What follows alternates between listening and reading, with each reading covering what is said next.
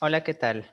Continuamos con el signo vital, frecuencia respiratoria. Entonces, este tema se va a hablar en semiología del examen físico respiratorio, porque cuando uno va a evaluar la frecuencia respiratoria, este signo vital muy importante en nuestro tiempo, uno tiene que ver el tórax, uno lo puede ver al tórax estático o dinámico. Por ejemplo, el tórax estático es ver cómo es el tipo de tórax del paciente. Tórax enfisematoso o un tórax normal, ¿no? El pectum excavatum, ¿no? Carinatum, ver abovedamientos o retracciones del tórax. Por ejemplo, hay abovedamientos cuando el paciente tiene un derrame pleural masivo, el tórax se aboveda, ¿no? Este es el tórax del paciente y este es el lado normal y el lado con el derrame pleural masivo es como que, entre comillas, se hinchara, ¿sí? Hay un abovedamiento, ¿no? O cuando hay neumotórax también hay abovedamientos. El tórax se ve más grande un lado que el otro. Y puede haber retracciones, por ejemplo, en un tórax en el cual hay una atelectasia. ¿Qué es una atelectasia? Atelectasia es el colapso alveolar. Es decir, este es un alveolo y ese es el bronquio. Si imaginemos, hay un tumor endobronquial que obstruye, ya no entra aire y el alveolo colapsa y en lugar de como te había mostrado la imagen, ahora va a ser así, porque ya no entra aire y colapsó. Entonces, cuando hay atelectasias, imaginemos, aquí está todo el pulmón bien y acá colapsado. Esa zona cercana a la atelectasia se hunde, ¿ok? Es una retracción. Pero todo esto es en el contexto de un tórax cuando lo ves sin moverse, estático. Pero el signo vital, frecuencias respiratorias, tenemos que verlo en un tórax en movimiento, o sea, en el tórax dinámico, ahí se ve. Y tú tienes que ver este punto. Solo colocar en el inicio de la historia clínica la frecuencia respiratoria. No es necesario aún que evalúes estos datos, tipo respiratorio, amplitud respiratoria, ritmo o signo de dificultad ventilatoria. Eso se coloca en el apartado de examen físico respiratorio. Entonces nos vamos a enfocar hoy día a la frecuencia respiratoria, ¿ya? Pero te voy a enseñar algunas cositas para que ya vayas conociendo estos temas. Empezamos por la frecuencia respiratoria. Recordemos, ¿qué es lo que va en signo vital? El tipo respiratorio, la frecuencia, la amplitud o el ritmo. La frecuencia respiratoria, este es el signo vital. Entonces, este signo vital, la frecuencia respiratoria, normalmente en pacientes adultos, su valor normal es de 12 a 20. ¿Ya? Menos de 12, vamos a hablar de bradicnia. Más de 20, taquicnia. Y cada uno tiene diferentes causas. ¿Ok? Por ejemplo, la bradicnia se puede producir en pacientes que consumen depresores del sistema nervioso central. Pregunta, ¿qué fármacos inhiben la respiración? Las benzodiazepinas a altas dosis. ¿Cómo se llamaban las benzodiazepinas muy potentes, ¿no? O sea, yo le digo el superdiazepam, pero en realidad no son benzodiazepinas, sino son sus hermanos mayores, los barbitúricos. También son depresores del sistema nervioso central. ¿Quién fármaco más es depresor de la respiración? Los opioides, los anestésicos generales, etcétera, ¿no? Los neurolécticos. Los neurolécticos son los antipsicóticos. Entonces, todos estos pueden llevar a bradicnia al paciente. ¿Cuándo hace bradicnia? Cuando el paciente está a punto de hacer una falla respiratoria inminente. O sea, cuando va a hacer un paro respiratorio, antes de hacer el paro está que hace bradicnia. Por ejemplo, un asma en el cual ya está casi fatal, entonces el paciente, antes de que se pause todo el mecanismo respiratorio, hace bradicnia, ¿ya? Entonces puede ser por fármacos, por una falla respiratoria inminente, y eso es lo que va a producir bradicnia. Todo lo que daña el sistema nervioso central, al centro de la respiración. Por ciento, ¿dónde está el centro respiratorio? En el bulbo raquídeo, ¿ok? Y en el bulbo raquídeo nosotros tenemos el centro respiratorio que es regular. ¿Quién es activo? ¿La inspiración o la expiración? ¿Cuál es activo? ¿Cuál siempre está funcionando? ¿La inspiración o la expiración? La inspiración es activa y la expiración, Alexis, es pasiva. O sea, tú inspiras y la expiración es solo algo retráctil. Tú inspiras y la expiración es algo retráctil, ¿ya? No te olvides que el centro respiratorio está en el bulbo. Sin embargo, hay núcleos que están a nivel hay centros respiratorios que están a nivel de la protuberancia, ¿ya? Pero en el bulbo encontramos el núcleo dorsal inspiratorio, que es el siempre activo, y el núcleo ventral, que está inactivo, expiratorio, porque la expiración es pasiva. Solo la expiración se vuelve activa en pacientes con esfuerzo respiratorio. Y en la protuberancia encontramos al centro acnéusico y neumotáxico. El neumotáxico es el que detiene la inspiración y da paso a la expiración, ¿ok? Listo. Entonces, eso hacen bradignia. ¿Quiénes hacen taquignia? Los pacientes, pues, que van a hacer cualquier problema de insuficiencia respiratoria. Neumonía, tromboembolismo pulmonar, asma, EPOC, ¿no? Siempre ellos van con taquignia, ¿no? Entonces, también, ¿quién puede hacer taquignia? Los pacientes que hacen acidosis metabólica. Porque la acidosis metabólica, ¿a qué lleva? A que el paciente quiera eliminar el exceso de ácidos. ¿Y cómo elimino los ácidos? Puedo expirarlos. El CO2 viene del ácido carbónico, entonces lo expiro. Siempre un paciente con acidosis metabólica, por ejemplo, el cetoacidosis diabética, la cetoacidosis diabética, se producen cetonas. Y estas cetonas acidifican el cuerpo. Si el cuerpo está ácido, este pH ácido no deja que funcionen ciertas enzimas y el exceso de protones daña las proteínas. Entonces el cuerpo trata de eliminar los ácidos. ¿Cómo puede eliminar los ácidos? Por la orina o expirándolos. ¿Cuál es el ácido que se expira? El CO2, que viene del ácido carbónico. Entonces todo paciente con acidosis diabética, con acidosis, perdón, metabólica, como la cetoacidosis diabética, expira rápido para eliminar ese CO2. Todo hace taquignia, ¿ya? Acidosis metabólica hacen taquignia a los pacientes con insuficiencia respiratoria, todas las causas neumológicas de insuficiencia respiratoria, ¿ya? Cuando un paciente hace taquignia, ¿con qué se relaciona en tu AGA? En el AGA se relaciona con bajo CO2, bajo presión arterial de CO2, baja. En cambio, cuando hace bradignia, aumenta más bien la presión arterial de CO2. ¿Cuánto es lo normal? El valor normal es de 35 a 45 de CO2, de PA, presión arterial de CO2 en sangre, ¿ya? Entonces, ¿por qué, Alexis, cuando yo hago bradignia se respiro lento, mi PA o CO2 aumenta? Porque el CO2 es 20 veces más difusible que el oxígeno. Si tú no respiras, vas a retener al CO2. Y más bien, si tú respiras muy rápido, cae tu CO2. ¿Ok? Entonces, si yo tengo elevado CO2, ¿una bradignia qué me lleva? Con mucho CO2. ¿Acidosis o alcalosis? Si el CO2 es ácido. Acidosis. ¿De qué tipo? Respiratorio. En cambio, una taquignia, yo elimino todo el CO2, me quedo sin ácido carbónico. Entonces me quedo alcalosis, ¿no? Me lleva una alcalosis respiratoria. Ojo que el pH normal, ¿cuánto es? De 7,35 a 7,45. Alexia, esto me preguntan, sí, en AGA, que lo vamos a ver casi en la última semana, pero tienes que ir conociendo valores normales. ¿Ok? Listo. ¿Quién respira más rápido? ¿Un niño o un neonato?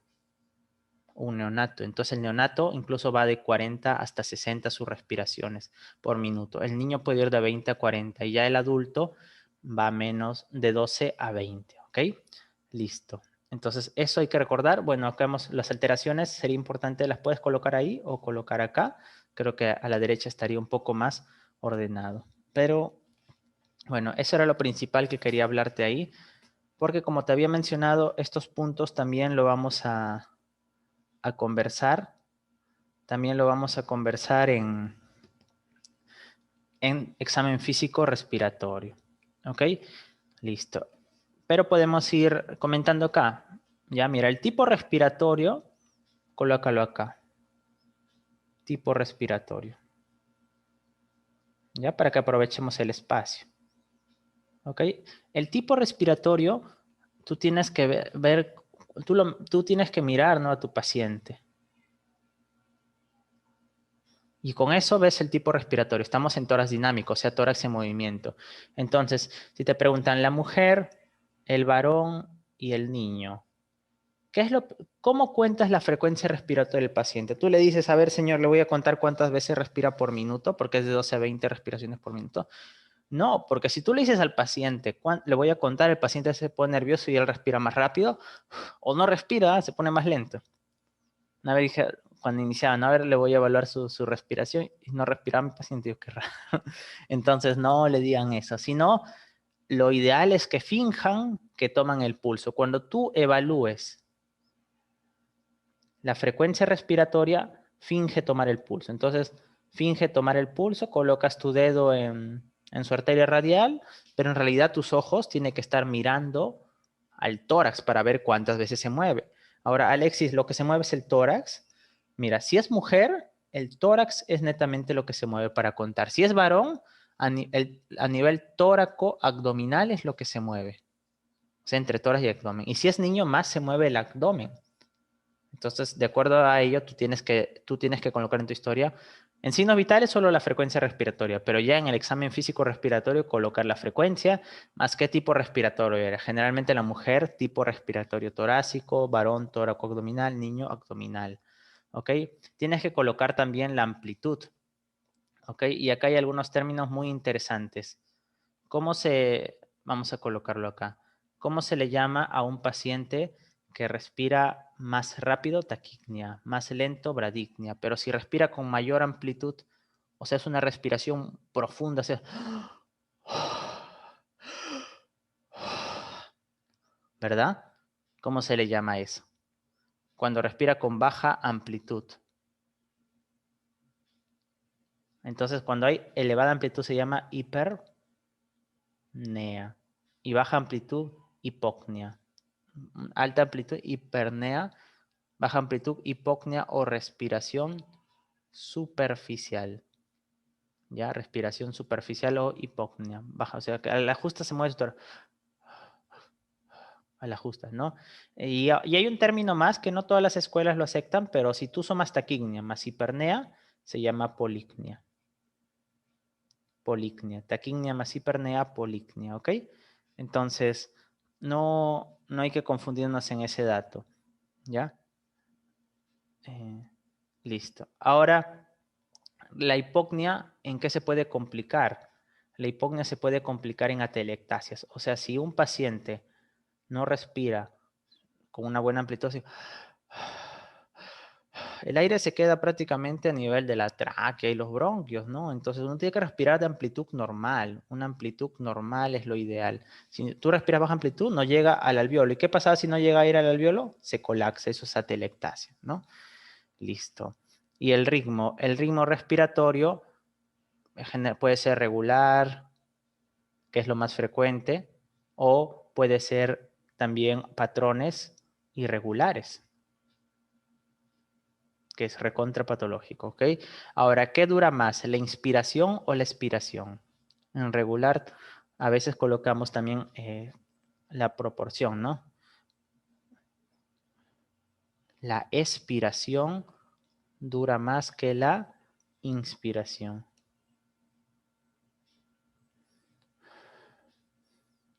Pero eso es cuando a la inspección, o sea, a la vista. Si tú colocas tu esteto, cuando colocas el esteto en los campos pulmonares, más dura la inspiración, ¿ah? Pero a la inspección, o sea, a la vista del paciente, más dura la expiración. Y acá te voy a enseñar los patrones irregulares. Por ejemplo, esto es lo normal de respiración, ¿ok? Que era bradicnia, más lento, ¿no? Mira, acá hay 12, imaginemos, acá hay 8 respiraciones por minuto y acá hay 12. 12 a 20 era lo normal. Taquimia, imagínate, hay 30 por minuto. Hiperventilación o hipernea, con mucha amplitud, ¿no? En lugar de su amplitud ser esto, acá a la izquierda lo pongo. Así debería ser la amplitud. Mira cómo está. Hipernea, ¿no? Esta es la respiración suspirosa, un paciente que está... ¿Esto es típico de quién? de los pacientes ansiosos. Nosotros a los ansiosos en emergencia le llamamos los síndrome H o síndrome histéricos. Ya es más frecuente en mujeres jóvenes que han sufrido alguna crisis emocional. Entonces ellos tienen respiración suspirosa, se le llama. ¿Ya? En los pacientes asmáticos o EPOC, ellos están respirando normal, pero el problema es que su vía aérea se obstruye. ¿Cuál es el problema del asma o del EPOC? Que hay broncoconstricción, ¿no? ¿Y cuándo crees que aumenta más la broncoconstricción? ¿En inspiración o expiración? Cuando tú inspiras, se abre, entra aire y se abre. Cuando tú expiras, sale aire y como que se cierra. Entonces, ¿cuándo crees que es más propenso a que se cierre completamente?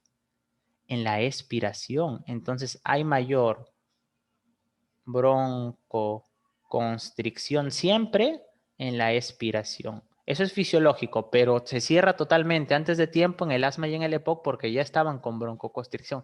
Entonces, en lugar de que elimine el aire, el paciente con asma EPOC ya no lo puede eliminar porque se cerró y sigue aumentando. Y no lo, mira, inspira normal y luego expira, inspiró normal y luego quiere expirar, no puede, bota y se cerró. Inspira, quiere eliminar, no puede. Inspira, quiere eliminar, no puede. Y así. O sea, el paciente con asma y EPOC son retenedores de aire. Ojo que el asma tiene que estar en crisis, ¿ah? Porque si está normal, o sea, un paciente asintomático con asma, no hay problema. Cuando está en crisis se vuelve retenedor del aire y el EPOC siempre es retenedor del aire. Y sobre todo el EPOC o el asma en crisis, pero más el EPOC, ¿qué es lo que retienen?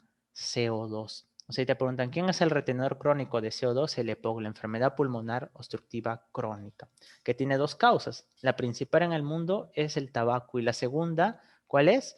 Las mujeres que cocinan en lugares cerrados con humo de leña, briquetas, a eso se le llama biomasa, es la segunda causa. ¿Ok? Listo. Nosotros tenemos otro tipo de respiraciones patológicas. Por ejemplo, tenemos al Kussmaul, que es, o sea, es una respiración muy rápida y profunda. Rápida y profunda. O sea, cuando tú ves a este paciente, y yo te dije, ¿cuándo crees que puede aumentar la necesidad del paciente respirar rápido y eliminar todo lo que puede CO2 cuando el paciente esté en acidosis metabólica? Entonces, todo paciente con acidosis metabólica descompensado, o sea que está grave, hace la respiración de Kussmaul o respiración acidótica. Esta respiración acidótica nosotros la vemos en pacientes quienes hacen cetoacidosis metabólica, la cetoacidosis diabética y la acidosis urémica. Son las principales causas. ¿Ya? Y lo otro es cuando hay una lesión al nivel del sistema nervioso central, sobre todo mesencefálica. ¿Ya? No, perdón, disculpen, diencefálica. La mnemotecnia es de Kussmaul, ¿no? Entonces no dice la respiración de Kussmaul, la D de diencefálica. ¿Ok? Listo. La otra respiración importante es la de Cheyne-Stokes. La de Cheyne-Stokes es una respiración en la cual el paciente va aumentando, llega a un pico y luego disminuye. Luego hace una parada respiratoria, o sea, no respira nada por 40 segundos, de 20 a 40 segundos, y luego vuelve a respirar poco a poco. Esto se produce con esa parada, cuando no respira nada se llama apnea, tiene apneas de 40, 30, 40 segundos. Estos pacientes que lo hacen porque hay un aumento de la sensibilidad del CO2. Recuerda que lo que nos hace respirar es el CO2. Como es muy sensible al CO2, entonces apenas tiene un poquito de CO2, respira muy intenso. Luego cuando respiró intenso y perdió el CO2, deja de respirar. Luego acumula CO2 porque se produce en la mitocondria y respira intenso. Al respirar intenso pierde CO2 y hace apnea. Y así está. Por eso le llaman ciclopnea también. Ciclopnea. Y esto se ve en los pacientes con insuficiencia cardíaca izquierda. ¿Ok? Y también cuando hay daño del sistema nervioso, ¿no? Eh, entonces, eso hay que uno ahí conocerlo, ¿ya? Listo. Entonces, si recordamos dónde es el daño, a la mnemotecnia es de Cheyne-Stokes y acá la M es Kussmaul, ¿no? La M de mesencéfalo Y la D de Cheyne-Stokes es de diencéfalo. La de Biot se produce en pacientes con meningitis y es una respiración en salvas y con pausas respiratorias, pero no es cíclica. Y el paciente va a hacer falla respiratoria. Táxica, está a punto de hacer falla respiratoria el paciente. Entonces, estos son los patrones respiratorios que hay que conocer, los patrones respiratorios.